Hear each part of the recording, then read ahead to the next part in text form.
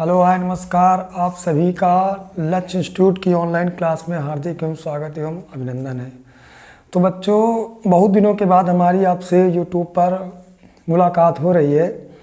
चलिए ठीक है, कोई बात नहीं, देर ही सही लेकिन हुई तो मुलाकात, है ना। तो आशा उम्मीद आप भी अच्छे होंगे और अपनी पढ़ाई जो है ना वो सुचारू रूप से चालू करके रखे होंगे। तो आइए आज हम आगे बढ़ते हैं और कुछ बायो में जो हमारा 7वां चैप्टर है, 7वें चैप्टर का जो नाम है आपका पढ़ा हुआ है चैप्टर नंबर 7, जंतुओं एवं पौधों में नियंत्रण एवं समन्वय, यानी क्लास 10th की बायो के अंतर्गत जो आपका 7वां चैप्टर है उसका नाम क्या है। 7वें चैप्टर का नाम है जंतुओं एवं पौधों में नियंत्रण एवं समन्वय। ठीक है, यानी इंग्लिश में बात करेंगे तो क्या होगा, control and coordination in animals and plants. तो वास्तव में अपना जो समय है वो हम लोग जाया नहीं करते हैं क्योंकि नहीं क्लास बहुत लंबी हो जाती है। तो मैं डायरेक्ट आ जाता हूँ किस पर, चैप्टर पर आता हूँ। ठीक है, तो बात करेंगे सबसे पहले हम ये जानें कि ये आपका जो जंतुओं एवं पौधों में नियंत्रण और समन्वय होता है ना, जो समन्वयन होता है ना, ये वास्तव में होता क्या है। सबसे पहले मैं आपको यही बता देता हूँ। तो जैसे मान लीजिए जाए कि आप कभी भी चिड़ियाघर घूमने गए हो। जैसे आप गांव से बिलोंग करते हो सकता है आप चिड़ियाघर ना गए हो क्योंकि अभी तो आप बच्चे हैं। तो अगर आप गांव में भी गए होंगे तो आपने देखा होगा कि कहीं पे कोई जानवर चल रहे हैं, कहीं पे आप देख रहे हैं कि कुछ लोग घूम रहे हैं और कुछ लोग भीड़ लगा के बैठे हुए हैं।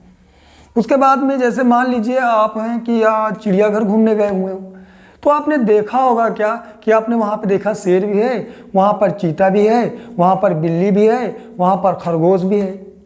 लेकिन अगर आप गांव से बिलोंग करते हैं तो आपने देखा होगा कि यार कुछ लोग बैठे हुए हैं, वो क्या कर रहे हैं, कैसे कर रहे हैं। जब आपने ये सारी चीज़ें देखी और देखने के बाद में आपको क्या हुआ कि जानने का प्रयास किया कि यार वास्तव में ये हो कैसे रहा है, तो यहाँ पे जानते हो क्या लिखा हुआ है, नियंत्रण एवं समन्वयन। यानी अगर क्या आप उस समय पर जब आप ये सारी चीज़ें ऑब्जर्व कर रहे थे तो क्या आप सोए हुए थे? नहीं। आप कहेंगे बिल्कुल हम सोए हुए नहीं थे और वहीं पे खड़े होकर सारी चीज़ों को देख रहे थे। तो इसका मतलब ये हुआ कि हर एक जीव के अंदर चेतना देखने को मिलती है। चेतना का मतलब ये हुआ सोचने और समझने की क्षमता देखने को मिलती है। और यही जो सोचने और समझने की क्षमता होती है ना, इसी को हम लोग कहते हैं क्या, समन्वयन कहते हैं। यानी अगर साइंस की भाषा में कहें तो हम सीधे सीधे कह सकते हैं क्या, किसी व्यक्ति में सोचने और जो समझने की क्षमता होती है उसी को हम लोग चेतना कहते हैं। और यह जो चेतना है ना लगातार बनी रहे इसे हम लोग कंट्रोल कहते हैं, और यह हमेशा हमेशा के लिए बनी रहे इसे हम लोग समन्वयन कहते हैं। तो जैसा हमने पीछे लिख के ही रखा है, आप बोर्ड में देख लीजिए क्या लिखा हुआ है, सभी जीवों में चेतना होती है, यानी बिल्कुल होती है। जैसा मैंने आपको बताया कि आप क्या सोए हुए होते कहीं पे कोई चीज ऑब्जर्व करते हैं? बिल्कुल नहीं।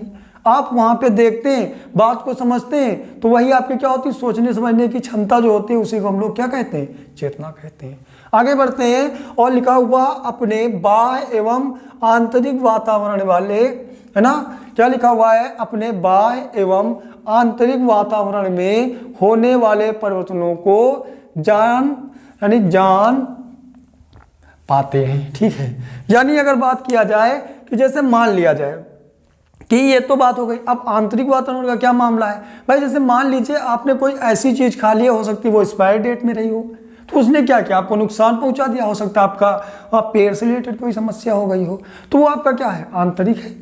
और जैसे मैंने आपको अभी बताया, आपने कोई चीज़ बाहर देखी, जैसे आप चिड़ियाघर गए कुछ देखी, तो ये चीज़ें आप कैसे जान पाते हो, इसका मतलब ये हुआ कि आप में सोचने समझने की क्षमता है, आप ध्यान दे पा रहे हैं। यही सारी चीज़ें आपकी क्या कहलाई। देखो आपने बाहर, मैंने आपको बताया कि आप किसी चीज़ को जैसे चिड़ियाघर देखने गए हुए हैं, और आंतरिक का मतलब मैंने ये बताया आपने कोई ऐसी चीज़ खा ली हो जिससे क्या हो जाए कि आपको समस्या हो, तो क्या आप ये नहीं जान पाते कि यार मेरे अंदर ये समस्या है? जान पाते हो, तभी तो आप डॉक्टर के पास जाते हो। चलिए आगे देखते हैं, फिर कह रहा है क्या, उसी के अनुसार प्रतिक्रिया करते हैं। हाँ बिल्कुल करते हैं भाई, जैसी हमारे पास समस्या उसी के अनुसार तो करेंगे। अब पता चला आपको पेट की समस्या है तो क्या आप बुखार को दिखाने जाओगे क्या? नहीं, उसी के अनुसार प्रतिक्रिया करोगे ना जो आपके पास समस्या है। बात समझ में आ गई।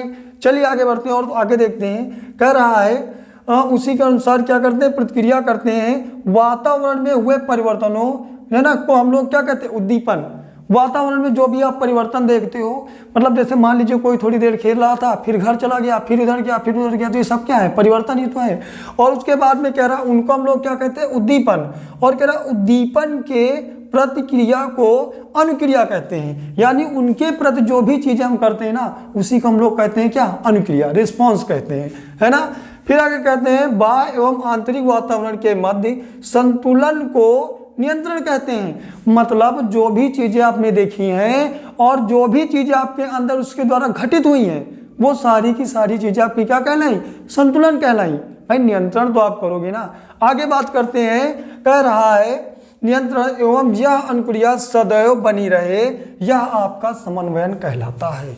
मतलब ये सारी चीजें आपकी सदैव बनी रहे। ऐसा नहीं है कि आपने आज देख लिया फिर अगले दिन देख रहे हैं तो आपको समझ में ही नहीं आ रहा। अरे यार वो हमेशा बनी हुई है ना, आज से 2 दिन बाद भी पूछ ली जाए तब भी आप वही बताओगे।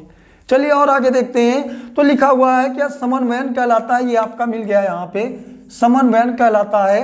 कह रहा है यह 2 प्रकार का होता है। एक कह रहा है जंतुओं में समन्वयन होता है, एक आपका कौन सा कहलाता है, पादपों में समन्वयन कहलाता है। यानी बिल्कुल, यानी जितने भी जीवधारी होते हैं, मतलब जिनमें जीवन पाया जाता है, वे सभी समन्वयन करते हैं। क्यों? जैसे मान लिया जाए क्या पौधे समन्वयन नहीं करते हैं? करते हैं, बिल्कुल करते हैं। आप कहोगे कि गुरुजी उनके पास तो खोपड़ी ही नहीं होती है, होती नहीं है तो क्या हुआ, क्या वो समझते नहीं? मैं आपको बताता हूँ ना वो कैसे समझते हैं। जैसे मान लिया जाए आप कभी जाइए किसी कमरे में, आप एक गमले को उठा कर रख दीजिए और वहीं पे आप देखेंगे थोड़ा सा एकदम छोटा सा छिद्र होगा, और उस छिद्र से आप देखोगे क्या होगा, अगर रोशनी आ रही होगी ना तो आप वो नन्हा सा जो पौधा है उसे क्या होगा, उसी प्रकाश की ओर भागने का प्रयास करेगा, वो टेढ़ा हो जाएगा हल्का सा और उसी की ओर भागेगा। इसलिए ताकि उसे सूर्य का प्रकाश मिल जाए, और मिलने के बाद में वह क्या करे, वह प्रकाश संश्लेषण की जो प्रक्रिया होती है उसे पूरी कर ले और अपना भोजन बना ले। अब आप ये बताइए, अगर उसमें समझने की क्षमता नहीं है तो वो कैसे उधर चला गया? आप सूरजमुखी को देख लीजिए। सूरजमुखी जो होती है ना, इधर से सूर्य जैसे निकला हुआ सूर्य आपका ऐसे खिली हुई है, जैसे जैसे सूर्य ऐसे जा रहा है वो भी ऐसे ऐसे घूम रहा है। तो ये क्या है, समझने की क्षमता ही तो है ना। लेकिन एक शर्त होती है, उनमें तंत्रिका तंत्र नहीं पाया जाता है, लेकिन मानव में जो होता है वो तंत्रिका तंत्र पाया जाता है। तो इस प्रकार से हमने कहा जंतु में तो होता ही है, भाई जंतु में तो होता ही है ना, वो तो सोचने समझने की क्षमता होती है। तो इस प्रकार से क्या हो गया, जंतुओं में समन्वयन और किसमें, पादपों में समन्वयन। ठीक है, यहां तक आपको क्लियर हो गया होगा। अब आगे बात करते हैं। अब लिखा है, पहले हम लोग पढ़ेंगे क्या, जंतुओं में समन्वयन। अच्छा, जंतुओं में जब समन्वयन करेंगे तो आप देखोगे क्या होगा कि भाई क्या जो जंतु होते हैं वह केवल एक ही होते हैं क्या? नहीं, जंतु भी 2 प्रकार के होते हैं। एक होते हैं एक कोश की और एक होते हैं बहुकोश की, है ना। एक होते हैं एक कोश की और दूसरे कैसे होते हैं, बहुकोश की। तो एक कोश की में जो होते हैं ना, उनकी संरचना निश्चित नहीं होती है, मतलब आप उनको स्ट्रक्चर में बता ही नहीं सकते कि कैसे हो सकता है कि लंबे हो जाएं, हो सकता है टेढ़े हो जाएं, हो सकता है गोल हो जाएं, है ना। तो कोई उनकी संरचना नहीं होती है, और उनमें जो समन्वयन होता है ना वो अपनी बॉडी द्वारा ही कर लेते हैं। कैसे कर लेते हैं? अपनी बॉडी द्वारा ही कर लेते हैं। तो इस वजह से हम जान पाएंगे क्या कि जो एक कोश के जीव होते हैं ना, उनमें जो समन्वयन हो जाता है वो बॉडी द्वारा ही हो जाता है। और ये 2 प्रकार का होता है, 2 प्रकार का। एक आपका होता है कौन सा, नकारात्मक, एक कैसा होता है नकारात्मक, और एक कैसा होता है सकारात्मक। कैसा होता है, सकारात्मक होता है। अच्छा, नकारात्मक और सकारात्मक मतलब क्या होता है, नाम से ही पता चल रहा है। नकारात्मक का मतलब ये होगा कि जिसमें जीव क्या करे, ऐसी चीजों से दूर भागना चाहे जो उसके लिए हानिकारक हो, जैसे ताप और विद्युत। और एक होती है आपकी क्या, सकारात्मक, यानी ऐसी चीजें कि जिनकी तरफ क्या हो, एक कोश की जो जीव है वो भागे, भाई जैसे भोजन हो गया, है ना। तो इस प्रकार से कितनी हो गई, 2 प्रकार की। एक कैसी होती नकारात्मक और दूसरी आपकी हो जाएगी सकारात्मक। चलिए आगे बात करते हैं बहुकोशिकी में। तो देखो दूसरी जो हमारी हेडिंग लगी हुई है, बहुकोशिकी जीवों में समन्वयन। यानी जो बहुकोशिकी मतलब होता है जिनमें एक से ज्यादा कोशिकाएं पाई जाती हूं। ऐसा एक ही है, एक ही नहीं यार, बहुत सारे हैं। तो क्या कह सकते हैं, ऐसे बहुत सारे जीव हैं जो बहुकोशिकी हैं, और बहुत सारे जीव हैं जो एक कोश की है। तो बहुकोशिकी जीवों के बारे में देख लेते हैं। तो जो बहुकोशिकी जीव होते हैं वह बहुत ज़्यादा, मतलब लाखों करोड़ों की जो आपकी कोशिकाएं होती हैं उनसे मिलकर बने हुए होते हैं। ठीक है। उनमें समन्वयन कैसे होता है उसके बारे में अध्ययन करते हैं। तो देखो क्या लिखा हुआ है, सभी बहुकोशिकीय जीवों में विभिन्न अंगों में जैव क्रियाएं होती हैं। जिस प्रकार से जो होता था ना एक कोशिकीय जीवों में जनरल बॉडी सरफेस द्वारा मतलब बॉडी द्वारा कर लेते थे, वैसे ही जो जीव होते हैं ना उनमें अलग अलग अंगों में अलग अलग जैव क्रियाएं होती हैं। कैसे, जैसे आपके अंदर अमाशय है उसका कार्य अलग है, आपके अंदर आंत्र है उसका कार्य अलग है, आपके अंदर लार ग्रंथियां हैं उसका कार्य अलग है, आपके अंदर एंजाइम है उसका कार्य अलग है। तो बताओ अलग अलग हुआ कि नहीं हुआ? भाई सबके अपने अपने कार्य हैं, आंखें उनका कार्य अलग है, हाथ उनका कार्य अलग है। तो इस प्रकार से हम कह सकते हैं क्या कि विभिन्न अंगों में जैव क्रियाएं विभिन्न प्रकार की होती हैं। और कह रहा है जो भौतिक एवं रासायनिक स्तर पर संपन्न होती हैं। हाँ बिल्कुल होती हैं भाई। जैसे मान लिया जाए आपने खाना खाया, तो जब खाना पच गया और पचने के पश्चात मैं कह दूं यार वही खाना फिर से मुझे वापस कर दीजिए, तो क्या आप उसे वापस कर पाओगे? बिल्कुल नहीं। यानी हम कह सकते हैं कि वे क्रियाएं जो एक बार संपन्न होने के बाद उल्टा उसी स्थान पे वापस ना आ पाए, उसी चीज को दोबारा ना बना पाए, तो वे हमारी रासायनिक होती हैं। लेकिन कुछ जो भौतिक होती है जिनको एक बार बनाने के बाद फिर वापस उसी स्थान पे आ जाए, तो वो हमारी होती कैसी? भौतिक होती है। ठीक है। यानी जो हम बाय करते हैं भाई, जैसे मान लीजिए मैंने क्या किया, ये मेरे पास एक छड़ी रखी हुई है, मैंने इसे उठाया और फिर वहीं पे रख दिया, बात बराबर हो गई, भौतिक हो गई। लेकिन वहीं पे मैं क्या करूं, एक बार भोजन को कर लूं, उसके बाद में कहूं यार भोजन फिर मैं वैसे ही बना लूं जो खाया है, तो क्या बना पाएंगे? बिल्कुल नहीं। तो इस आधार पर हम कह सकते हैं कि ये दो आधार पर संपन्न होती हैं, एक भौतिक और एक रासायनिक स्तर पर संपन्न होती है। ठीक है। आगे क्या करा, अंगों में समन्वय बनाए रखते हैं और आगे थोड़ा रह गया है, विभिन्न स्तर पर संपन्न होती है जिन्हें तंत्रिका तंत्र एवं अंतःस्रावी विभिन्न स्तर पर करते हैं। दो मिल गए, एक आपको मिला कौन सा? तंत्रिका तंत्र, और एक आपको मिला कौन सा?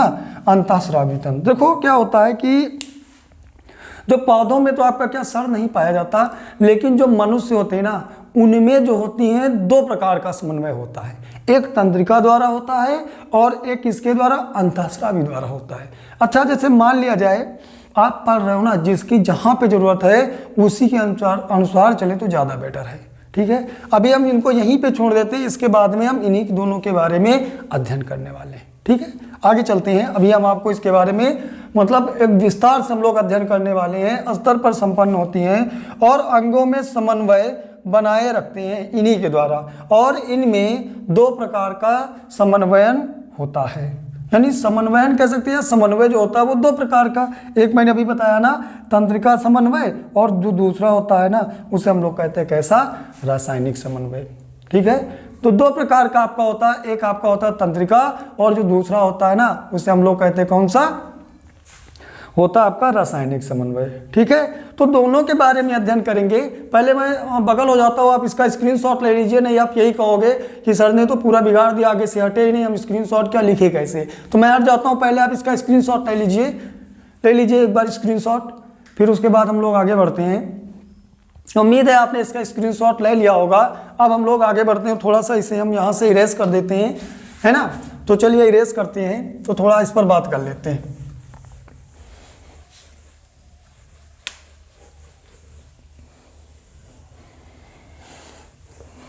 चलिए अब देख लीजिए जो आपका तंत्रिका समन्वय कैसे होता है। अब देखिए, जैसे मान लिया जाए कि आपके पास क्या है, ये जो तंत्रिका समन्वय है, जैसे आपके पास मस्तिष्क, मैं मान लेता हूं क्या है? मस्तिष्क। ठीक। अब मस्तिष्क में आप देखोगे जब भी कोई सूचना जाती है ना वो दो प्रकार से होती है। जैसे अब यहाँ पे देखोगे जो ब्रेन होता है इसमें जो सूचना होती है ना वो दो प्रकार से, एक आपके होते हैं कौन से अंग? एक आपके होते कौन से? प्रभावी अंग, और एक आपके होते कार्यकारी अंग। एक आपके होते कौन से? प्रभावी अंग, और एक आपके होते कौन से? कार्यकारी अंग। कार्यकारी अंग होते हैं, दो प्रकार के अंग होते हैं। ठीक है। अब यहाँ पे देखिए, जिसे इंग्लिश में बोलते हैं क्या? इसे बोलते हैं सेंसरी बोलते हैं, नर्वस बोलते हैं, न्यूरॉन्स बोलते हैं, और इसे हम लोग बोलते हैं कौन सा? Motor neurons. ये होते हैं, टू टाइप के होते हैं। अब देखो आखिर ये प्रभावी क्या है और ये आपका क्या है? कार्यकारी अंग क्या है? आराम से समझेंगे, कोई जल्दबाजी नहीं है और बाकायदे समझने वाले हैं। अच्छा देखेंगे कि जैसे हमारा लिखा कौन सा प्रभावी अंग, प्रभावी अंग जो होते कौन से, जैसे मान लिया जाए आपने कोई भी चीज़ देखी, जैसे मैंने ये मार्कर देखा तो मैंने कहा हाँ यार जो ये मार्कर है इसका जो ऊपर वाला ये लगा हुआ ये ब्लैक है और जो नीचे वाला वो वाइट है, ठीक है। तब मैंने देखा कि हाँ यार ऐसा है, तो ये देख लो आप यहाँ पे जो प्रभावी ना, तो इसकी सहायता से हमारे ऐसे कौन से अंग हैं जो प्रभावित हुए हैं। तो कहोगे गुरुजी इसमें से हमने आंखों द्वारा देखा है ना, अगर मैंने किसी को बताया है तो मुंह द्वारा बताया है ना, और अगर कहीं पे सुना है तो कानों द्वारा सुना है। तो हम कह सकते हैं क्या कि ऐसे अंग जिनकी सहायता से हम सूचना को प्राप्त करते हैं वे हमारे प्रभावी अंग कहलाते हैं, ठीक है। तो यहाँ पे आपके कौन कौन से प्रभावी अंग हो जाएंगे, पहला आपकी हो जाएगी कौन सी, आंख हो गई, है ना। दूसरा आपका हो जाएगा कौन सा, कान हो गया। तीसरा आपका हो जाएगा कौन सा, त्वचा हो गया। चौथा आपका कौन सा हो गया, नाक हो गया, है ना, 4 हो गए। और कौन से आपके बच्चे देखो, आँख, कान, नाक, त्वचा और जिह्वा हो गई, जिह्वा। इनकी सहायता से हम क्या करते हैं, सूचना को प्राप्त करते हैं। देखो आंख से हम देख करके प्राप्त करते हैं, कान से हम लोग सुनकर प्राप्त करते हैं, और त्वचा से क्या, मैं आपकी त्वचा में क्या करूं या हमारी त्वचा में कोई सुई चुभो दूं तो आपको क्या पता नहीं चलता, बिल्कुल पता चलता है। तो अगला आपका कौन, नाक, आप हम सूंघ करके पता कर लेते हैं। ये कौन से गए, जीवा, जिसे हम स्वाद लेकर पता करते हैं। तो इस प्रकार से आपके ये कौन से गए प्रभाव, यानी सेंसरी अंग, जहाँ से हमको सूचनाएं प्राप्त होती है, और प्राप्त होने के पश्चात ये कहाँ पे जाती है, मस्तिष्क में। और मस्तिष्क जो होता है वो सीपीयू की तरह कार्य करता है। सीपीयू का मतलब होता है कि जिस प्रकार से वह प्रोसेस करता है उसी प्रकार से आपका मस्तिष्क भी प्रोसेस करता है। ये देखता है कि वास्तव में ये जो हमारे पास अंग हैं इन्होंने क्या सूचना प्राप्त की है, और इन्होंने देखा जब यहाँ से क्या सूचना, मैंने मान लिया कि आंख द्वारा आपने देखा है कि यहाँ पे क्या मेरे पास मार्कर है, तो यहाँ से फटाफट आपके पास सूचना पहुंची और ब्रेन ने क्या किया, तुरंत इस बात को क्या किया, संश्लेषित किया, और उसके बाद में उसी के अनुसार जैसे ही आपने देखी कि हाँ यार ये कैसा है, ये काला है, उसी के अनुसार जो सूचना है कहाँ पर, कार्यकारी अंगों तक पहुँच गई। और कार्यकारी अंगों ने कहा कि भाई यहाँ पे आपके कार्य करने वाले अंग कौन कौन से हैं, एक आपका पैर, एक आपका कौन सा होता है, हाथ। यानी ये जो दोनों आपके हैं ये आपके कार्यकारी अंग हैं, और इन्हीं की सहायता से अगर ये गिरा हुआ तो कहेंगे यार इनको उठा के रख दिया जाए। अगर ये क्या है, इसमें से आपकी इंक खत्म हो गई हो तो इंक डाल लीजिए। तो ये आप किससे करोगे, या तो हाथ से करोगे या पैर से। अब ये मत कह देना कि भाई पैर से कैसे इंक भरते हैं, नहीं यार मैं कह रहा हूँ केवल इंक तो सदैव हाथ से ही भरते हैं, है ना। चलिए, तो इस प्रकार से आपको पता हो गया कि जो आपका कौन सा है, तंत्रिका।